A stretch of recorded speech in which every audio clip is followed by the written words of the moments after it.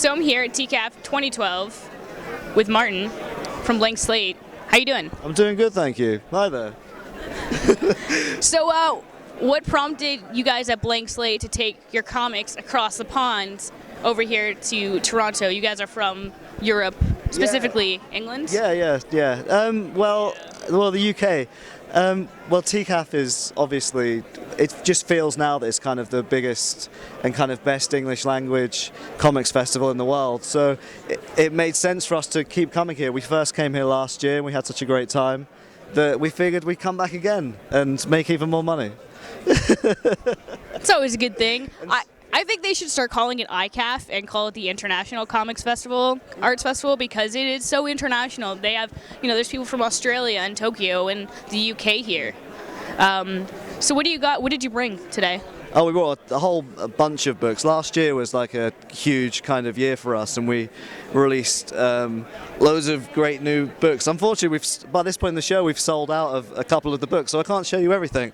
But I can show you the thing that's kind of like the kind of jewel in our crown from last year, which was Nelson, which is a 54 creator anthology story. Basically 54 different creators from the UK all got together to tell a single story, each person taking a year of the protagonist's life. I'm not sure if you can see this. Oh, great.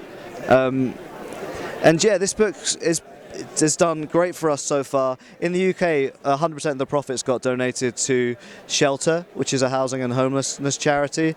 It was great to do that, but I think more than anything, it's a great symbol of kind of how much UK comics have grown and the kind of wealth of talent that we have there now. And so it's awesome to take this over to North America and kind of show it off a bit more. Yeah, well, thanks for bringing it over. It sounds really cool. I can't wait to read it. Great. What else you got? Okay, let's see. Okay, so we're known mostly for doing UK talent and European translations, but occasionally a North American catches our eye. So we published last year Box Brown's The Survivalist, which is part of our Chalk Marks format, which is like an homage to Fantagraphics Ignat's format. We quite openly say that. And Nice. it's all these books like The Survivalist, A Long Day of Mr. James' Teacher, the Accidental Salad. We've got more too. They're basically from new talent that we love and we want to give a kind of platform for, to be published and kind of develop on kind of the published stage. So something I've noticed with a lot of your books, most of them, is you guys always have these amazing French flaps. Yeah. Is that something stylistically of your publishing house? What is the I think more and more kind of indie publishers use French flaps. I mean, it just makes the books look a bit nicer. And in terms of Chalk Marks, it's even better because the artists really kind of play around with the flaps. And on a long day of Mr. James' Teacher, there's kind of a monologue on the flap that's told by a character in the story. And even better when you fold them back, they all have kind of hidden covers underneath. Nice. Yeah. So as a publisher, Blank Slate, what do you look for in an artist? You're creating an anthology. You're looking for new talent. What is in your scope? The thing with Blank Slate is our chief editor, Kenny Penman. He's very much into finding new talent and helping them develop.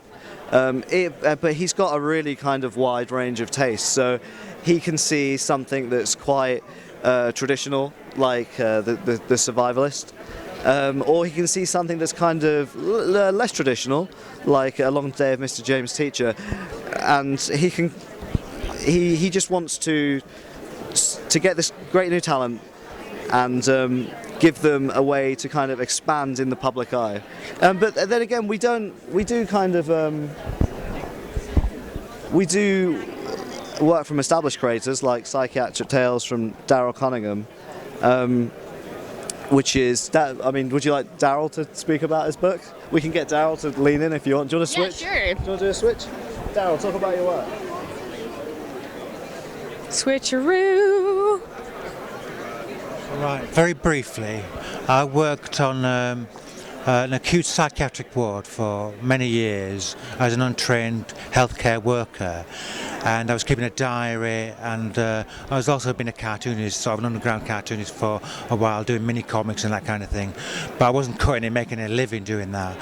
So after a while I thought, well, I've got to make some money and have a career and be like a real person, an adult, so I'll get a career and train as a mental health nurse. Right, that's what I'm going to do. So it's a 3-year course. 2 years into the course, I realised I'd made a terrible mistake. I couldn't do it because the stress and the anxiety I was just burned out really, and I was suffering terrible depression, and I had to leave the course. So the book came out of that experience, a long period of working on the wards, dealing with people who had quite severe illnesses like schizophrenia, bipolar disorder, depression and addiction and that kind of thing. And also at the end of that, my own period of coming to terms with my own difficulties with my own mental health issues, and how I came out of that, and how I used creativity. I started to draw up chapters of psychiatry, put them online, and the overwhelming response I got from people, positive response, really sort of lifted me. So it was helpful in sort of transforming me. So that's what this book is about, in summary. Ow. Yeah. I want to read it. Yeah, good. Any further questions? No, I think that was a really great summary and very moving. I agree. I think mental health is something that needs to be explored more, and why not comics? Yeah, well, there's a few people who sort of around those kind of issues now.